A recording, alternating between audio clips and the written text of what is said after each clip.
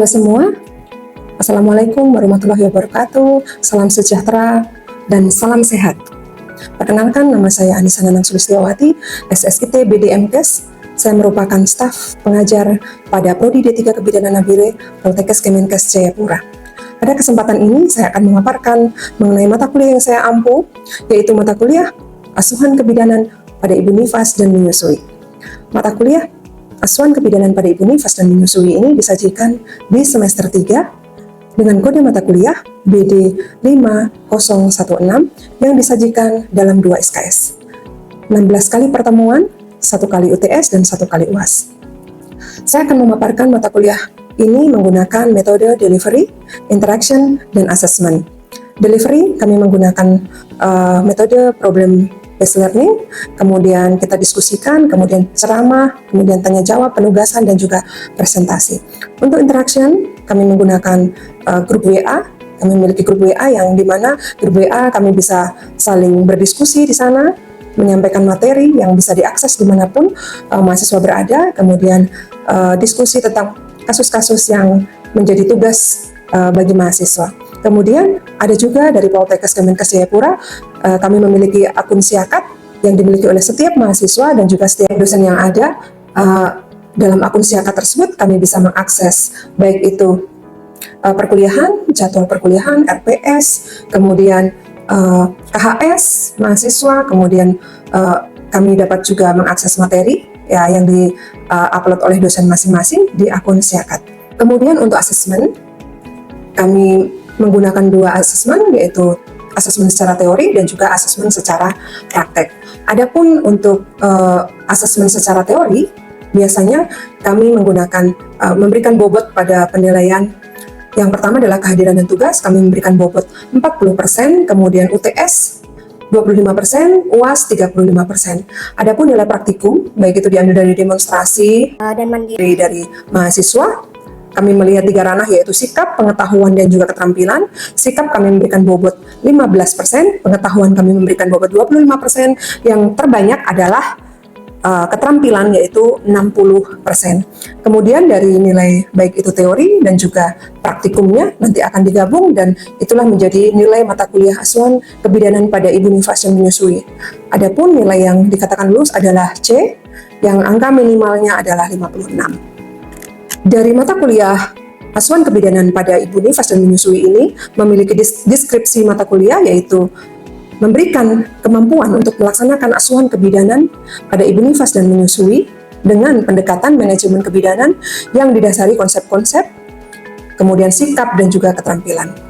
CPMK pada mata kuliah Asuhan Kebidanan pada Ibu Nifas dan Menyusui adalah mampu mengaplikasikan asuhan kebidanan pada Ibu Nifas dan Menyusui sesuai siklus hidup perempuan pada kondisi normal ataupun dengan penyulit secara profesional, serta mampu beradaptasi dengan berbagai situasi secara tepat atau evidence based dengan menggunakan manajemen asuhan kebidanan pada tatanan pelayanan kesehatan primer. Kemudian untuk sub CPMK yang ada pada mata kuliah ini adalah, yang pertama adalah memahami konsep dasar asuhan kebidanan pada Ibu Nifas dan Menyusui. Kemudian memahami perubahan fisiologi dan psikologi pada Ibu Nifas dan Menyusui, memahami faktor-faktor yang mempengaruhi masa nifas dan menyusui, kemudian mengidentifikasi kebutuhan dasar asuhan Ibu Nifas dan Menyusui, kemudian memahami evidence base dalam asuhan kebidanan pada Ibu Nifas dan Menyusui. Kemudian memahami prosedur keterampilan dasar yang diberikan kepada Ibu Nifas dan Menyusui, kemudian memahami, mengenal tanda-tanda bahaya yang bisa terjadi pada Ibu Nifas dan Menyusui, kemudian dapat mengidentifikasi penyulit atau komplikasi-komplikasi pada Ibu Nifas dan Menyusui, kemudian dapat memberikan manajemen asuhan kebidanan dengan tepat kepada ibu pada masa nifas dan menyusui, dan yang berikutnya adalah dapat melakukan pendokumentasian pada asuhan masa nifas dan menyusui. Adapun pustaka yang kami pakai adalah beberapa buku, yaitu buku Midwifery dari Seller, kemudian karangan Ruth Bennett dan Linda, textbook for midwifery, kemudian kami juga menggunakan Midwifery dari Varney, kami juga menggunakan karangan Mariunani, buku-buku tentang asuhan kebidanan pada ibu masa nifas, dan juga karangan Astuti, buku ajar asuhan kebidanan pada masa nifas dan menyusui, dan juga saya menggunakan buku yang saya tulis sendiri, yaitu Asuhan Kebidanan pada Ibu Nifas dan Menyusui. Selamat siang semua. Ya, Assalamualaikum warahmatullahi wabarakatuh. Salam sejahtera buat kita semua. Salam sehat. Bagaimana kabar kalian hari ini? Baik, Ibu. Baik, oke. Kita pada kesempatan pagi hari ini kita akan melakukan pertemuan ketiga kita, ya, tentang mata kuliah Asuhan Kebidanan pada Ibu Nifas dan Menyusui. Ya, pada kesempatan ini kita akan melanjutkan materi kita yang kemarin. Yang kemarin kita sudah belajar ya tentang laktasi ya, anatomi laktasi, kemudian proses terjadinya laktasi ya. Sekarang kita akan masuk kepada praktik untuk perawatan payudara ya. Sudah tahu ya, kemarin kita sudah belajar itu ya? Iya, sudah belajar. Oke. Ibu akan menjelaskan, sudah pegang masing-masing daftar tiliknya? Sudah ya? Ya. Pegang masing-masing daftar tiliknya, kita akan membahas bahwa tentang perawatan payudara. Nah, adapun pembelajaran kita praktik ini dibagi menjadi dua ya. Nanti ada demonstrasi dan juga ada mandiri ya. Kemudian demonstrasi nanti akan kita lakukan setelah kita membahas atau menjelaskan tentang daftar tilik perawatan payudara.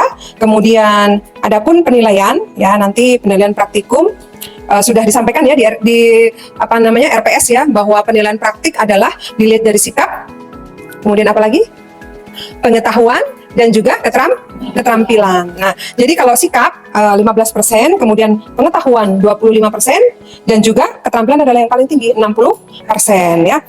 Kemudian kita masuk pada daftar tilik kita ya. Daftar tilik kita sekarang yang sudah dipegang masing-masing ya. Nah, sebelum masuk ke daftar tilik kita, nah, Ibu mau mereview kembali sedikit ya. Apa sih tujuan dari kita melakukan perawatan payudara pada Ibu Nifas? Mungkin ada yang tahu? Ya, silakan. Melancarkan produksi dan pengeluaran ASI Ibu. Oke. Bagus, mungkin ada lagi yang bisa menjawab? Oke. Untuk mencegah pembendungan ASI. Ya. Oke, bagus. Sekarang mungkin ada lagi, tambah satu lagi. Ya. Mempersiapkan produksi ASI, Bu. Ya, itu merupakan tujuan dari perawatan payudara. Mungkin masih banyak lagi ya. Ya, salah satunya menjaga kebersihan ya, kemudian mencegah terjadinya infeksi atau bendungan dari ASI seperti tadi yang Klan Since sebutkan ya. Kemudian selain itu ada juga dia adalah meningkatkan higien payudara ya. Karena payudara nanti akan diberikan kepada bayi ya, disusukan kepada bayi, terutama darah putih harus dalam kondisi bersih ya. Oke, kemudian itu tujuan-tujuan dari perawatan payudara. Sekarang prinsip-prinsip yang perlu diketahui oleh mahasiswa dalam perawatan payudara ya. Yang pertama adalah dikerjakan dengan sistematis ya. Jangan lompat-lompat, tapi secara sistematis dan teratur. Kemudian apalagi? Menjaga kebersihan, kenyamanan dan keamanan dari pasien itu harus dijaga ya. Terus kemudian selanjutnya adalah memakai bra yang bersih, kemudian menopang payudara. Nah, kapan saja bisa dilakukan perawatan payudara? Ada yang bisa menjawab?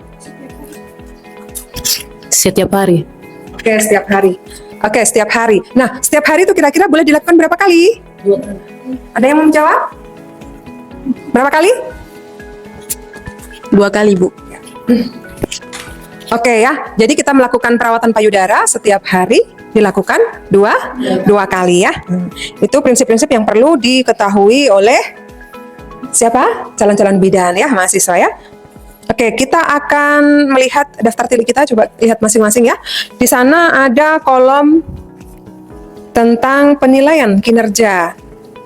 Ya, penilaian kinerja dalam praktik ini. Nah, jika nilai 0 berarti mahasiswa tidak mengerjakan. Kemudian nilai 1. Nah, ini perlu perbaikan. Nah, kenapa perlu perbaikan? Nah, di situ dijelaskan bahwa langkah atau tugas tidak dikerjakan dengan benar atau tidak sesuai urutan atau juga tidak dikerjakan ya. Kalau nilai 2 dikatakan mampu. Nah, apa sih dikatakan mampu? Nah, ini langkah atau tugas dikerjakan dengan benar dan berurutan ya. Tetapi peserta atau mahasiswa secara efisien tidak ada kemajuan dari langkah ke langkah ya.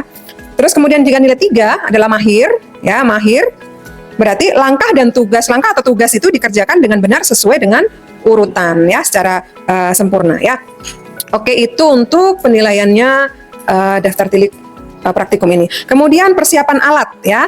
Persiapan alat. Apa yang perlu dipersiapkan alatnya? Yang pertama adalah minyak kelapa atau baby oil. Dan biasa yang sering kita temui adalah baby oil ya. Kemudian kita perlu menggunakan juga handuk besar ya, handuk besar 2, nanti akan ditaruh di pundak ibu dan juga di paha ibu. Kemudian ada kasa ya, ada juga kasa atau kapas, kemudian handuk kecil ya untuk membersihkan payudara setelah dilakukan perawatan tadi.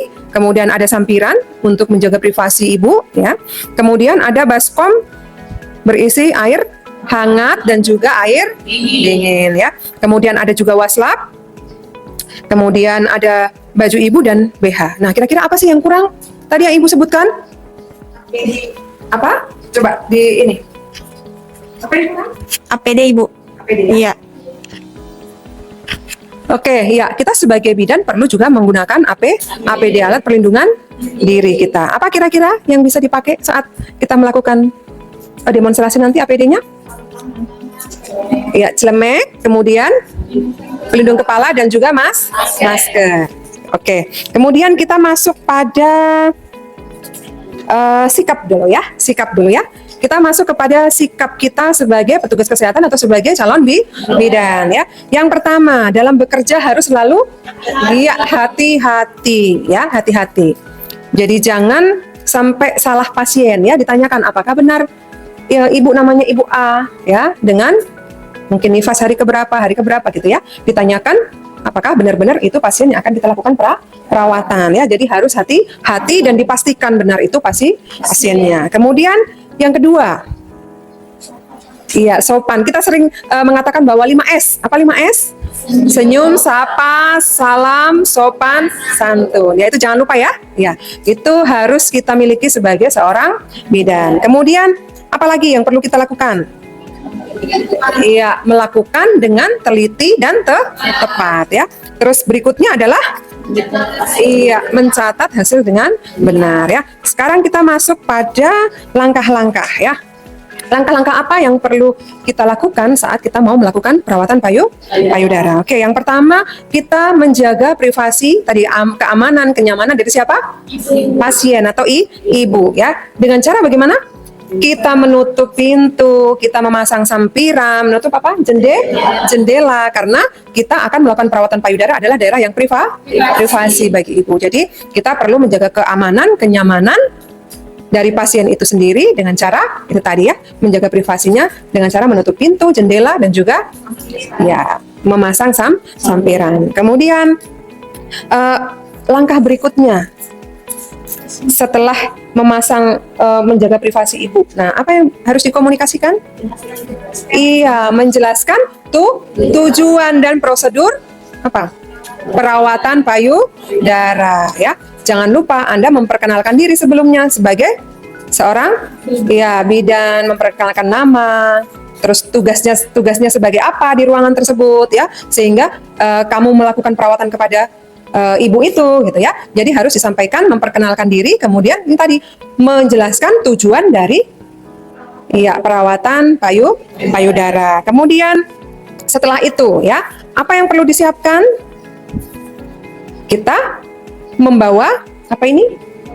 Alat yang tadi kalian sudah sebutkan toh, alat-alat tadi ke dekat pasien. Nah, kalau sudah ke dekat pasien, posisikan ibu duduk atau tidur? Duduk ya, posisikan ibu duduk. Posisikan ibu duduk, kemudian kita apa?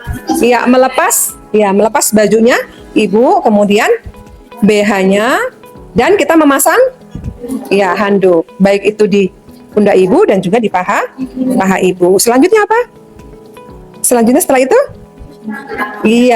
Kita jangan lupa mencuci tangan. Nah, sebelum mencuci tangan, kita memakai apa? Tadi alat pelindung diri. Kita perlu pakai celemek, masker dan juga apa? Penutup kepala. Kemudian setelah itu kita baru cuci tangan. Setelah itu apa langkah selanjutnya? Kita kasih apa? Baby oil di mana? sebelum itu kita taruh di mana dulu? Di kapas. Selamat siang semua. Siang, Ibu.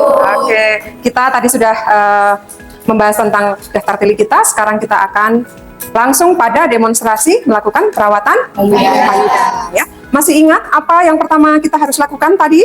Persiapan alat.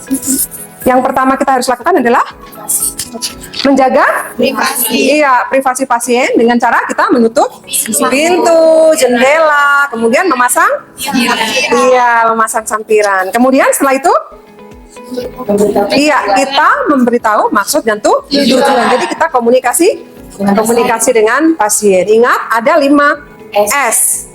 Senyum, salam, sapa, sopan, santun. Ya, berarti kita menyapa ibunya. Selamat siang Ibu. Perkenalkan nama saya Bidan Anis. Pada kesempatan ini saya akan melakukan perawatan payudara. Perawatan payudara ini bertujuan Ibu untuk selalu membersihkan area payudara. Kemudian yang kedua, apa tadi? Melancarkan ASI. Kemudian mencegah terjadinya bendungan payudara. Setelah kita komunikasikan seperti itu, kita juga harus meminta persetujuan dari siapa Ibu ya. Bagaimana Ibu? Kira-kira apakah saya bisa melakukan perawatan payudara? Ya, bisa Ibu. Ya, jadi kita harus menunggu persetujuan dari pasien. Selanjutnya kita apa? Dekatkan alat ke dekat pasien. Ya, kita dekatkan alat-alat ke dekat pasien. Nah, biasa terus ya. Alat-alat yang kita butuhkan, yang kita perlukan adalah yang pertama baby oil ya. Baby oil ini nanti untuk melakukan proses perawatan payudara. Terus kemudian kita butuh kasa atau kapas untuk mengompres daerah puting dan areola. Kemudian kita membutuhkan handuk besar 2 ya. Kemudian handuk bersih ya, handuk bersih untuk membersihkan payudara setelah dilakukan perawatan. Kemudian apa ini? Kita ya, ada 2 waslap yang akan kita pakai untuk mengompres payudara dan juga ada air hangat dan air dingin. Kemudian masih ada lagi yang belum kita sampaikan adalah APD. Iya, APD yang akan kita pakai adalah celeme, kemudian masker dan tutup kepala. Nah, apa yang masih kurang? Belum disebutkan? Pakaian. Iya, pakaian ibu, baik itu BH dan juga pakaian ganti ibu, ya. Oke, kita akan melakukan praktek demo kita tentang perawatan payudara. Setelah kita melakukan persiapan alat, mendekatkan kepada pasien, kemudian kita melakukan apa? Cuci tangan. Cuci tangan berapa langkah? Iya, kita melakukan cuci tangan ya. Kita kasih sabun, kemudian kita cuci. Iya, terus berapa langkah? 6 ya? 6 langkah. 6 langkah. Ya. Setelah cuci tangan, kita bilas tuh sudah. Ya, kemudian kita pakai Iya, kita pakai Celemek.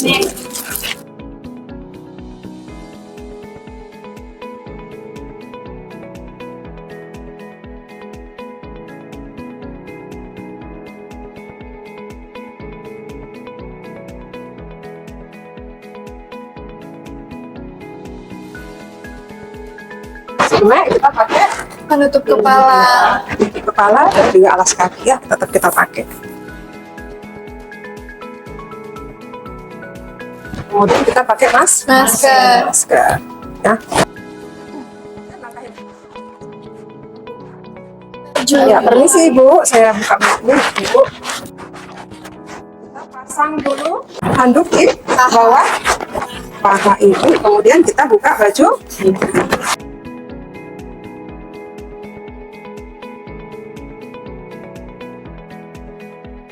Terus kita pasang handuk.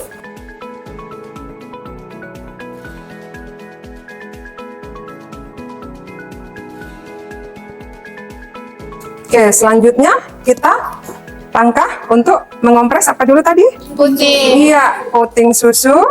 Kita kasih baby oil. Permisi Ibu. Nah, Ibu nanti bantu pegangin ya. Nah, kita lakukan pengompresan berapa menit? Kurang lebih berapa menit? 3 menit. Iya, 3 menit ya. Setelah kita lakukan pengompresan pada puting dan areola, Setelah 3 menit kita angkat. Kemudian selanjutnya adalah langkah berikutnya. Langkah berikutnya adalah kita Tuang di telapak tangan. menuangkan baby oil di telapak tangan dan Digosok. digosok. Kemudian kita akan mulai memijat payudara. Ibu permisi ya Bu. Nanti agak sakit sedikit ya. Kalau misalnya terasa sakit, Ibu bilang ya supaya dikurangi tekanannya ya. Oke, yang pertama adalah kita melakukan pengurutan secara perlahan dari pangkal payudara ke arah puting susu ya. Ke arah puting susu, areola dan puting susu. Dilakukan berapa kali? 20 sampai 30 kali. Iya, 20 sampai 30 kali untuk setiap payudara. Begitupun yang sebelah sisi kanannya ya. Dari pangkal menuju ke puting atau areola dan puting. Ya, semua disisir sampai semua termasas atau semua terpijat ya.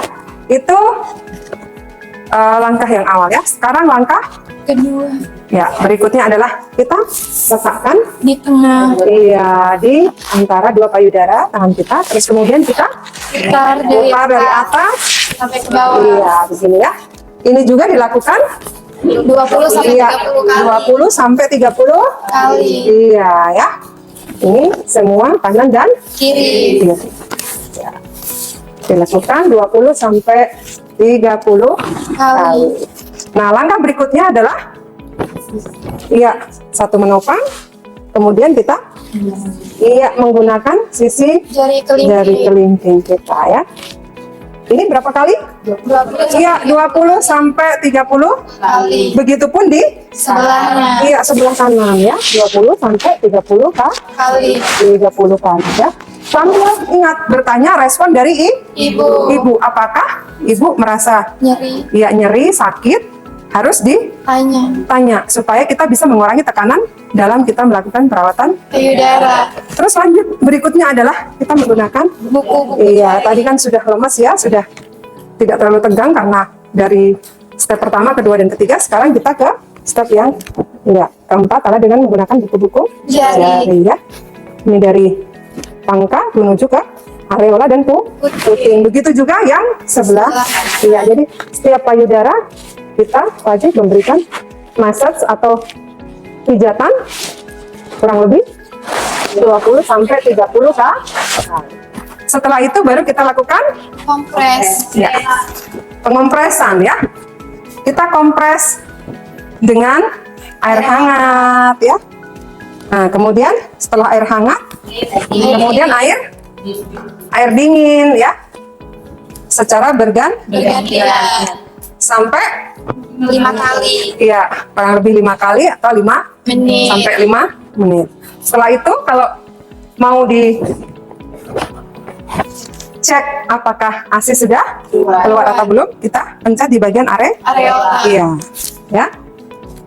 Ya, biasanya kalau sudah dilakukan perawatan payudara akan keluar ASI. Selanjutnya baru kita bersihkan. Ingat jangan lupa bersihkan Dan kering. payudara ya dan Keringkan. keringkan ya.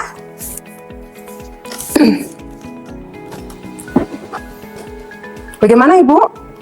Setelah dibersihkan Udah lebih nyaman. iya sudah lebih nyaman ya Bu ya. Jadi ini bisa Ibu lakukan sendiri nanti di rumah. Sehari bisa dilakukan berapa kali? 2 kali. Iya 2 kali ya. Setiap Ibu mungkin mandi pagi dan juga mandi sore ya. Selanjutnya kita pakaikan BH. iya BH.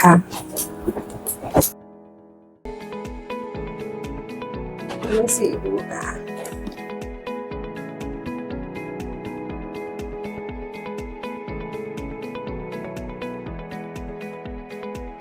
Kemudian kita pakaikan baju kembali ya.